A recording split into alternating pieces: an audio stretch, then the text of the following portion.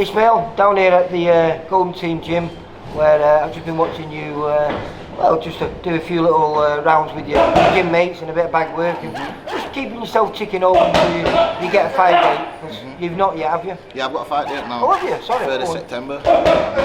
And where's that going to be at? Ellen Road. Oh, right, yeah. Is that under the Bateson show, is it? Yeah, Mark Bateson show, yeah. Yeah, right, okay then. Now, you're 6-0. Yeah. Couple of KOs. Yep. I was just speaking to you before, and no real amateur experience. No. It doesn't look like that. Just been in the gym since I was 11. Yeah. And you've just told me before, I'm talking to, you got boxing royalty in your family, haven't you? Yeah. Tom Collins? Yeah, that's my uncle, British champion, European champion. He's a good boxer, man. I remember him having a few wars with Dennis Andres. Yeah. He was good, man. Do you still see Tom? Yeah. He was at my last fight. Does he give you any advice? Sometimes. It's a bit quiet now, Tom. But yeah, he loves boxing and still. So he came to my last fight, he was very happy. Alright, let's find out a little bit about yourself then. How old are you? I'm 26. 26. Yeah. We found out that you've real no amateur experience. So from a guy who had one amateur fight, what gave you the confidence to go pro? Because since I was young, like Reece Cartwright. Yes. You know Reece Cartwright. Just made a return a few weeks ago, didn't he, on Fight Camp, Fight Zone? Yeah. That's my mate, good mate. Me and him have been having wars since we was 11 years old. So I've been in the gym training along Jack, Zahid, Justin. There's loads of names. I've been training with them all. Well, hang on, Junior. then do a little bit of bragging here, because you've just told me before some of the people that you've just been sparring.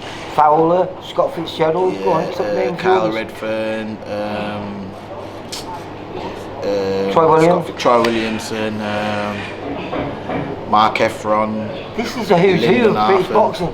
Yeah, these are good boxers, man. So I'll tell you as well that I'm a good boxer. Were you sparring them before you turned professional, and that was the decision why you did, or was it you started sparring them as in preparation for your fights? I sparred a few prospects before I turned. Yeah. And then I've been sparring loads of them over and over again throughout my camps. You can't call those people who just mentioned prospects. Yeah? You can't call them prospects, can you? Yeah, some prospects. I mean, like Lyndon Arthur, champion. You've done Lyndon as well? Yeah, I've sparred Lyndon. That's my good mate, Lyndon. Yeah. He's Mr. Cool, isn't he? Lyndon Arthur. He's the most chilled out man in the world. I've never, it's amazing that he has the energy to box, because he's just so relaxed all the time. He's relaxed, yeah. He's a cool dude. He's a cool guy. And he's got a big fight this weekend? Yeah. He's going to do it. I'm back in Lyndon all the time.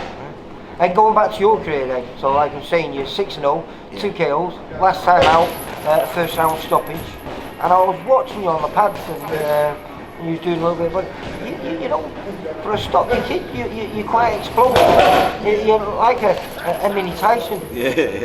Well, I'm stocky now, because I've been inactive. I ain't had a fight for nearly 2 years now, so it's good to have a date. I'm back in the gym, I'm working hard, get my weight down. I'm going to fight a bit heavy on my first fight, heavier than What is your ideal fight weight then? Are you like middleweight or middleweight? Like middleweight. Obviously, I've been getting weight on the day. So the day before weigh-ins, middleweight would be no problem for you? No problem. Because I weigh like 11.3, you know, on the day. Yeah, so that's definitely the right weight for you then, like middleweight. So yeah, it's good. I'll be out again probably, hopefully, November. So little warm-up fight September, then I'm back in. And what are your aspirations? Where would you like to be? Because you've not really, outside of sparring all these people like you know that are really successful professionals, you don't really know where you could be. It's not like you've won ABA belts and titles as an amateur, so where would you like to be as a professional? Well, I feel like, I know I'm going to cause a lot of upsets. I'm going to cause a lot of upsets, and people that have sparred me and people that know our box would tell you that as well. All it is now is learning how to, because sparring and fighting is 2 different things. Of course it is. Obviously, you can spar good all day long. You get in a fight, things can go wrong. You know what I mean? It's all the pressure's on you there. So now I'm learning. I'm just getting there. But I reckon I can go. I believe in myself. So You I must feel be like a fast learner though. Yeah. Because like you say, you know, the one fight, 6 fights as a pro, been in with some guy. I think your other stoppage is a very awkward kid from Blackpool, Dwayne Grant, really tricky kid. Like I say, Samuel Media, who you stopped last time out, another kid that's very experienced as a pro and a very experienced amateur as well. So you're already making a little bit of noise. Yeah, well, I'm a switch hitter as well. So with that Dwayne, like I said, when I was orthodox, not was really landing. So then I switched, and then I was catching him, and I got him out of there and got the stoppage one. And how did that come about? Because you said you're a switch hitter, but you started boxing. Yes. I started southpaw. Southpaw, but yeah, you actually are right-handed though. Yeah. So I started southpaw because everyone wants to throw with a power the Power hand that's shot. most powerful. Yeah. But then obviously when I moved to, because I started at Rick Manners. Right. He got you get you fit. He'd get you fit, and then I moved to Bateson's,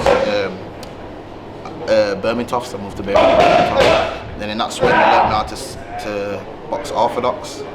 But a lot of my friends that are like did well. Jack Bateson, very good boxer, he's done well. I've been alongside him all the way, but the difference was I was still like messing about, like not staying in the gym all the time. So it's just your time to focus and see how far you can go. It's time now. And why? And your ring name, the Black Panther. Yeah, the Black Panther. Why? Because it's just, obviously I'm a black person, so it represents Black Panthers, Black Panthers, yeah. And then Back in the 60s. obviously, the Black Panther movie as well. The guy, he's and he's just like, is it courageous? Yeah. But listen, it was really courageous. In that period of time, people were getting shot and killed for standing up for black people's rights. So realistically, anyone who was involved in that era, that's why I love Muhammad Ali. He stood up for the black man, didn't he? And it was a scary time because you were getting killed for it. So yeah, I just feel like it's a powerful name and it stands for a lot. So I feel like I'm a powerful person, and I want to give I want to give a message to people where I come from, like you said, mate. I was watching you, very explosive. So I'm looking forward to you fighting on the 3rd of September. I think you have a shot in Liverpool at the time, so I'll be watching out for your result, and hopefully next time I'm down here I'll be catching up to you and I'll be saying 7-0. Yep. Just keep a watch out. I was in some upsets. Remember I said that. Ishmael, take care, mate. Bye bye. Thank you. For all boxing info, news and latest interviews, amateur and pro, across the north, click and subscribe. VIP Boxing Promotions. Also Twitter, Instagram and Facebook.